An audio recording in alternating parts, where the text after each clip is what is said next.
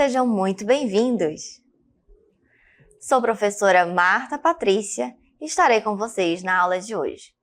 Vejamos o que teremos na nossa aula. Teremos revisão e a avaliação. Vamos à nossa aula?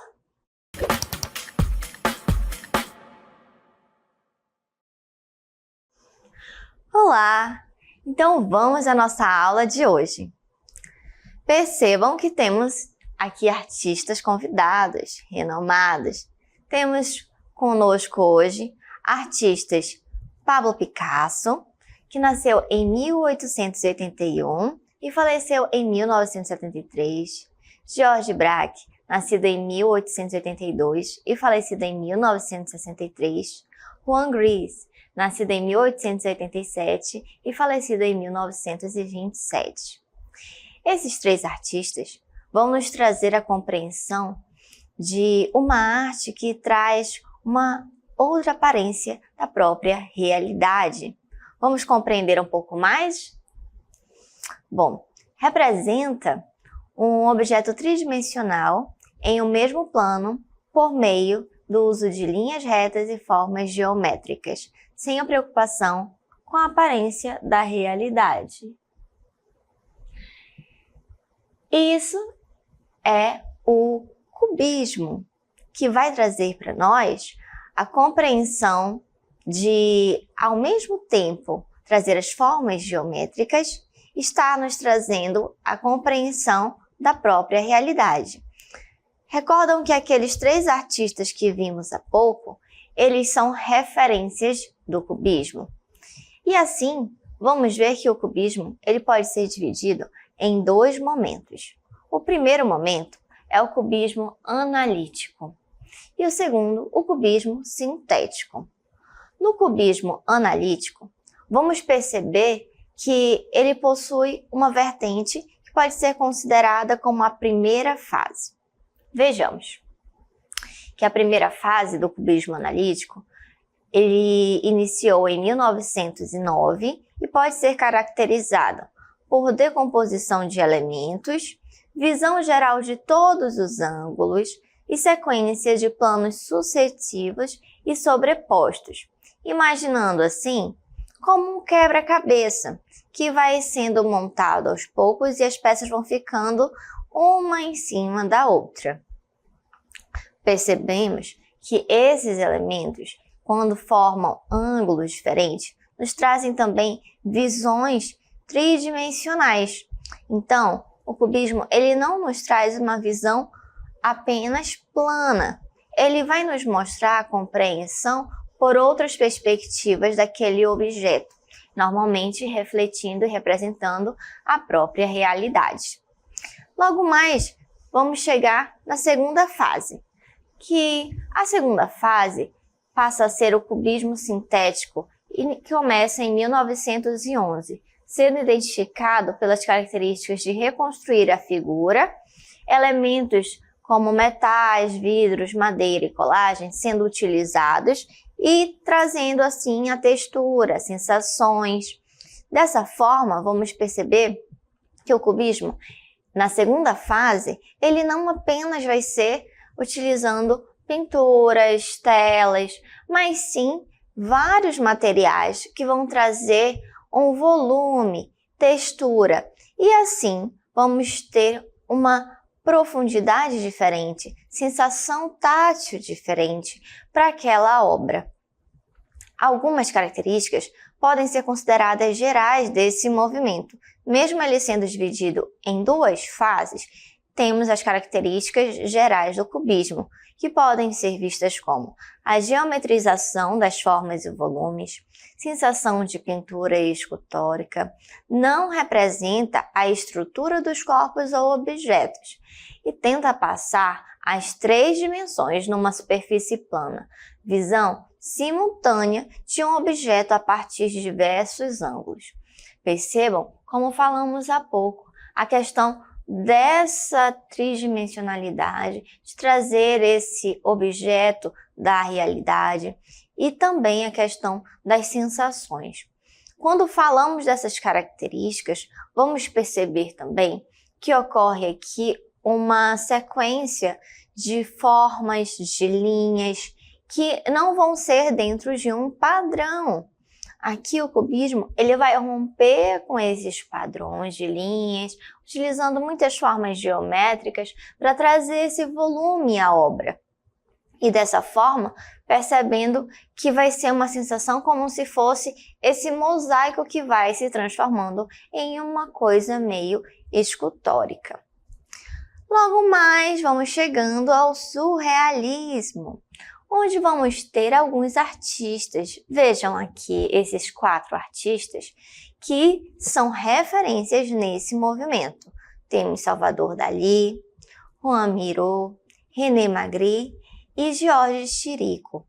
Estes são nomes referências do surrealismo. E vejamos que o surrealismo ele passa pela compreensão do inconsciente. Então, por isso, esses artistas, até hoje, eles passam a ser referência em muitos movimentos e foram e continuam sendo também da técnica, da compreensão da realidade, do inconsciente coletivo representado na arte, pois eles trazem reflexões e cada um deles mostra na sua personalidade, nas suas obras, aquilo também que consegue compreender do interno para o externo. E dentro do surrealismo, esses artistas, eles se destacaram de maneira geral. Vamos ver que o surrealismo surgiu em 1924 na França e influenciado pelas teorias psicanalíticas de Freud e pelas pinturas metafísicas de Georges Chirico. Assim, o nascimento do movimento oficializou-se com a obra de André Breton, intitulada O Manifesto Surrealista, em 1924. Esse manifesto surrealista foi um livro em que trouxe um embasamento. Essa obra nos traz a compreensão desse inconsciente e nos leva a refletir sobre a nossa própria realidade, sobre essas questões, como falamos há pouco, das teorias psicanalíticas de Freud. E quando falamos desse manifesto do surrealismo, vamos ter pautado aqui, para além também dessa questão do inconsciente, que não precisa exatamente ter um sentido. Assim, o surrealismo ele tem como características a representação do inconsciente e do mundo dos sonhos. A colagem e a escrita automática, deixando que o fluxo da consciência e o acaso sejam os impulsos criativos, ou seja, o instinto é o ponto de partida para a linguagem artística. Nesse movimento, vamos perceber que há necessidade do expressar, mas também sem colocar barreiras, deixando que venha à luz tudo aquilo que está no seu inconsciente, sem julgamento do que é real e do que é sonho, do que é imaginário. Assim, vamos ver algumas características gerais do surrealismo, que ele busca da perfeição do desenho e das cores dentro da dimensão do imaginário, formas baseadas na fantasia, nesses sonhos inconsciente, arte livre da razão, expressão direta das zonas ocultas do ser, influência da psicanálise e ausência da lógica. Dessa forma, se nós falamos do inconsciente, se falamos de sonhos, dessas sensações, daquilo que está interno, não vamos colocar um pensamento lógico. Vamos trazer reflexões, apontamentos da realidade ou não, mas sem querer colocar uma sistemática, trazendo dessa forma que essas obras elas vão nos levar a reflexões e podem ser percepções dos artistas dentro desse caos que acabamos aprendendo a viver. Então, como Le Breton fala para nós, vivemos acostumados a viver nesse mundo barulhento. Porém, o nosso barulho já nos ficou comum. Assim, o surrealismo também nos leva a refletir e a entender exatamente isso, que todo esse caos ao nosso redor nada mais é do que o reflexo do caos interno. Assim, vamos seguindo para um outro movimento da arte contemporânea, que é a instalação. Então, vejamos sobre a ótica da contemporaneidade, onde passa a ser uma obra que usa o espaço físico como um suporte fundamental. Aqui vamos compreender que a instalação, ela ocupa e transforma um lugar. Sim, um espaço que pode ser fechado, aberto ao ar livre, mas ele passa a ter vida, ele passa a ser transformado quando o artista coloca uma perspectiva diferente por uma ótica que talvez você ainda não tenha percebido e acaba naturalizando aquilo que está perto de você. Como muitas das vezes nós olhamos para algo que já nos ficou tão comum que não faz mais diferença, mas uma pessoa que não convive ou não tem aquilo olha pela primeira vez e se impacta, acha bonito, tem alguma percepção. Exatamente isso a instalação vem fazer. Faz com que aquele ambiente seja transformado, mesmo sendo algo do senso do nosso cotidiano, natural, comum, mas ele passa também a ter vida e a ser transformado, a ser construído a partir da percepção daquele artista.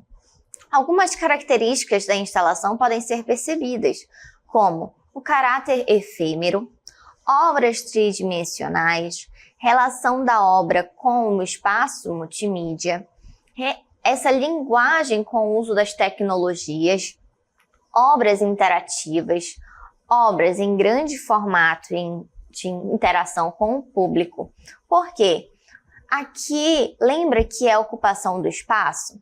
Então, esse espaço, ele vai ser montado, construído. E a partir dessa construção, fica aberta, claro, a partir do objetivo do artista, a obra fica aberta para a interação com o público. Então, passa a ter também a participação, não apenas enquanto mero espectador, mas como participante da obra, talvez até construindo a própria obra. Assim, se é uma arte que nos traz a questão da contemporaneidade, o que temos hoje? A tecnologia. Dessa forma, a instalação ela se utiliza das várias linguagens artísticas, também fazendo uso dos meios tecnológicos, trazendo as mídias e tudo aquilo que possa ser agregador para a compreensão e transformação daquele espaço, da ocupação daquele lugar. E assim, a origem da instalação surge nos anos 60, a partir do movimento dadaísta, quando a arte passa por uma grande transformação, refletindo o seu significado de maneira geral, no seu contexto global. Quando falamos dessa transformação nos anos 60, do movimento dadaísta, vamos ver que vem de uma vanguarda europeia. Essa vanguarda, ela já nos traz a questão do seu contexto histórico. Então, a instalação ela não surge para romantizar ou para trazer um olhar onde eu vou apenas apreciar o belo. A instalação surge para também trazer o incômodo e tirar da zona de conforto, fazendo com que possamos refletir, analisar e criticizar tudo o que está acontecendo ao nosso redor. Esse contexto. Será que faz sentido? Eu concordo com isso?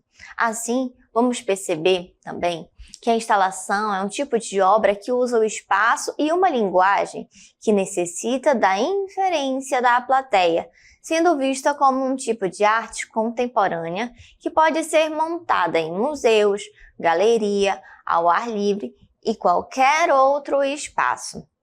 Quando falamos dessa interação com a plateia, lembrando aqui que não é obrigatório. Tudo fica a partir da proposta, do objetivo do artista para aquela obra. Porém, muitas instalações já colocam ali as suas obras para serem interagidas.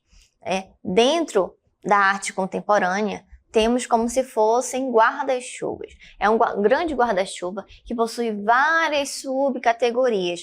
Assim, essas linguagens que vão surgindo na nossa contemporaneidade vão fazendo uso daquilo que está sendo produzido pela nossa necessidade de expressar. Lembra que a arte, ela passa a ser manifestada por conta da nossa necessidade de expressar, de manifestar o que sentimos, o que pensamos. Então, tudo isso nos faz entender que a instalação, ela vem também num lugar em que eu posso explorar. Quando eu falo de explorar, é que esse artista pode pensar em um espaço e ele mesmo pode ser a própria instalação. E assim o espectador é também tratado como um material, não um objeto qualquer, mas parte construtiva daquela obra. Ele se remete, né, ela traz ali algo que a gente pode perceber que existe uma relação entre o sujeito-objeto, espaço-tempo, fazendo com que ocorra, assim, essa relação de construção. Quando falamos dessa relação de construção, é porque o corpo do artista, ele pode ser a instalação e o corpo do espectador também pode fazer parte da instalação. Então, essa construção não é apenas do espaço ocupado, mas do conjunto construído. Mas claro que tem-se aqui sempre que colocar que cada artista traz na sua obra ali a sua personalidade, a sua intenção, a sua opinião. E, como bem falamos do contexto histórico em que surgiu esse movimento, não vem de um lugar tão romantizado, ele vem de um lugar mais posicionado para a realidade. Dessa forma, vai trazer consigo um incômodo que muitas das vezes vai nos levar a compreender, a refletir o que está acontecendo na nossa contemporaneidade. Muitas das instalações, elas passam a trazer reflexões de movimentos sendo manifestações que não são para ferir o outro, nem depredar, nem machucar, mas por meio da arte, se posicionando, trazendo ali a sua opinião, o seu posicionamento político, social, para trazer ali um outro olhar para a sociedade que talvez não estivesse enxergando. Muitas vezes, os movimentos artísticos eles surgem para isso, para trazer uma consciência para a sociedade. Pois, como a gente acabou de falar, surge de uma vanguarda, ou seja, avante, esse olhar futurista, aquele olhar para frente, pensando no que pode ser melhorado e, claro, construído juntos, porque a instalação ela é uma construção do espaço, do artista e para com o espectador, que não apenas assiste, mas também participa, interage e constrói, faz parte e faz acontecer a própria instalação. Assim, vamos chegando ao final da nossa aula de hoje.